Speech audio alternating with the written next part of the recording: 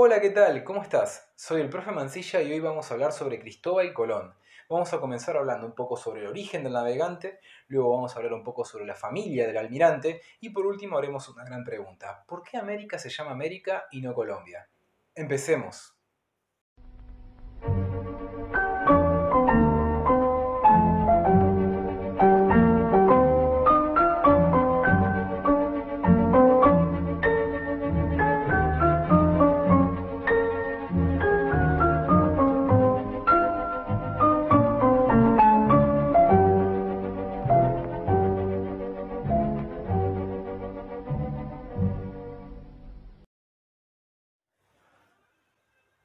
Al hablar sobre Cristóbal Colón debemos hacernos muchísimas preguntas. En un principio nos gustaría hablar sobre su turbio y pasado origen.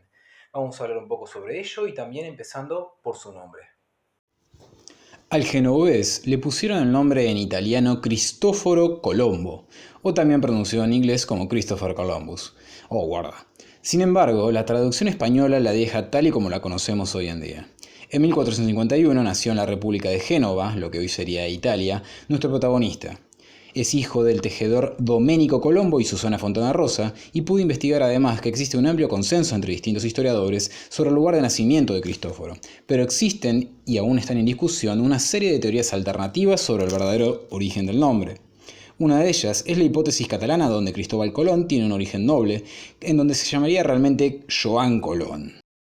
Por otro lado, existen varios historiadores y autores que han sostenido que Colón era de origen sefardí, es decir, el origen del navegante y sus ascendientes era judío, y huyeron de las persecuciones de finales del siglo XIV en España. Otra hipótesis indica que Colón era de origen gallego, principalmente basándose en documentos de la época que recogían la existencia de familias que poseían ese apellido en aquella región de España. Existe también la teoría de origen portugués que se basa en la interpretación del anagrama de la firma de Colón, que estamos viendo ahora, y la existencia de supuestos portuguesismos en sus escritos. Incluso muchos políticos han defendido esta teoría. Sin embargo, no podemos afirmar nada sobre estas hipótesis, ya que en realidad los documentos sobre los nacimientos eran solo escritos por la Iglesia Católica y muchas veces no eran archivados de la mejor manera. Se perdían o incluso en guerras o accidentes podían terminar incendiados. Otro de los aspectos que debemos hablar y sobre todo preguntarnos es sobre su familia. ¿Estaba soltero? ¿Estaba casado? ¿Estaba divorciado?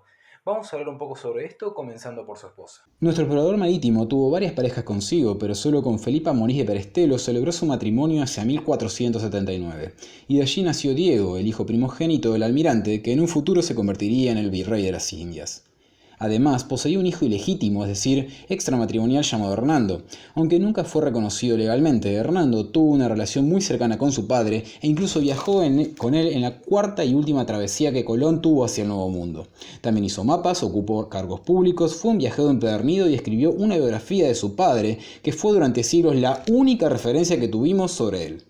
A pesar de ello, y tras la muerte de Colón, los familiares de don Cristóbal demandaron a la corona española en una querella conocida como los pleitos colombinos, que se extendieron por casi 20 años, pero finalmente los herederos de la corona recibieron propiedades y riquezas. Otra de las preguntas más importantes que debemos hacernos es ¿cuál fue el objetivo del viaje? Hay personas que piensan que él quería descubrir que la Tierra era plana o era redonda. Hay otras personas incluso que piensan que es simplemente para descubrir la India o llegar a alguna parte de la India. Pero realmente tenemos que hablar sobre los verdaderos objetivos del viaje que vamos a comprobar ahora. Vamos a hacer una investigación real sobre ello. Demostrar que la Tierra era redonda nunca fue la intención de Cristóbal, ya que los antiguos griegos se habían encargado de hacer tal afirmación. Pitágoras dedujo que el mundo era redondo hacia finales del siglo VI y mucho tiempo más tarde Aristóteles incluso lo secundó. En 1492 ya se sabía que la Tierra no era plana. El objetivo del viaje era una ruta alternativa para llegar al Asia, principalmente a las costas del Zipango en Japón, a la cual se llegaría en pocas semanas, 6 para ser exactas, pero a pesar del encuentro de nuevas tierras, luego de 3 meses, sí, digamos que a nuestro almirante se le fue un poco la mano, Colón incluso continuaba creyendo que Asia se encontraba muy cerca del lugar al que habían llegado, que en realidad era la isla de San Salvador en el Caribe, nombre impuesto por él, obviamente. Otro de los aspectos que debemos preguntarnos es ¿cómo consiguió el dinero para poder viajar? ¿De qué manera pudo financiar sus descubrimientos? Vamos a hablar un poco sobre esto, comenzando sobre sus diferentes viajes y coronas. Por más de una década, el navegante intentó conseguir los fondos para explorar una ruta que lo llevara hacia el Asia Occidental. 3 países se negaron a respaldarlo, entre ellos Portugal, Inglaterra y Francia. Sin embargo, en España logró que le presten atención y si bien en un principio se rechazó su proyecto, consiguió ser recibido por la reina Isabel en 1486, a quien expuso sus planes. La soberana se interesó por la idea, pero quiso que previamente sea discutida por un grupo de expertos en la Universidad de Salamanca. Una vez realizado el viaje en 1492 y el descubrimiento del continente, Colón logró el reconocimiento que se merecía. Y ello quedó demostrado cuando los reyes de España lo nombraron gobernador de las Indias en la isla de Santo Domingo.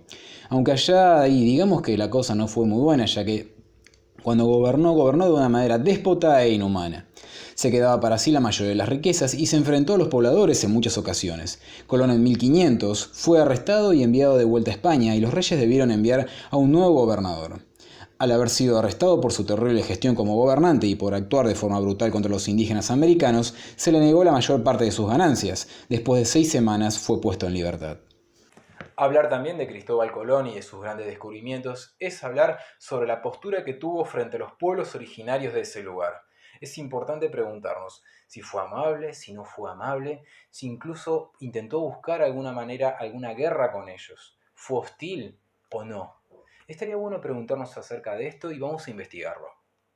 Como puede comprobarse en múltiples documentos de la historia, Colón mantuvo un trato particular con los indígenas, pero todos tienen en común el hecho de que el almirante siempre los consideró como inferiores, incluso a sus autoridades políticas, y si los trató de alguna manera amable u hostil, fue por la circunstancia de cada momento, es decir, por conveniencia.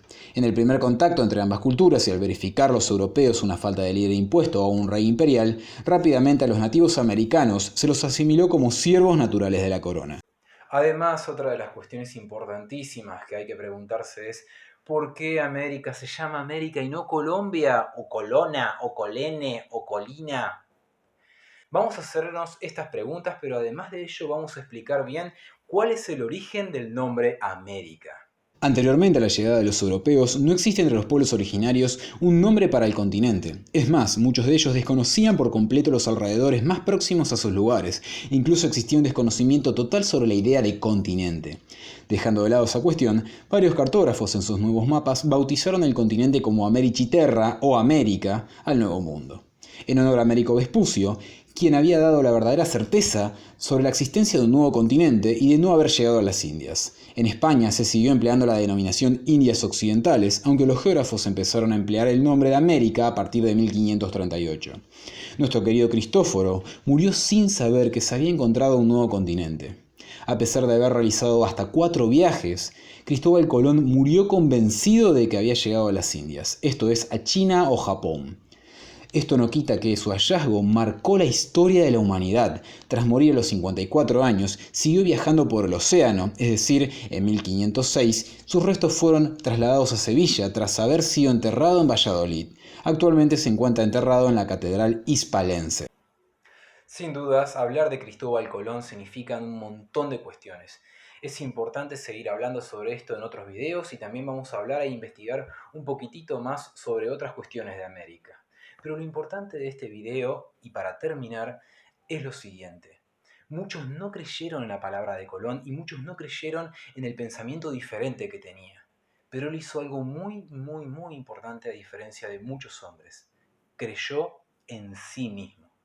Nos encontramos en el próximo video. Soy el profe Mancilla y nos vemos en el próximo. ¡Hasta luego!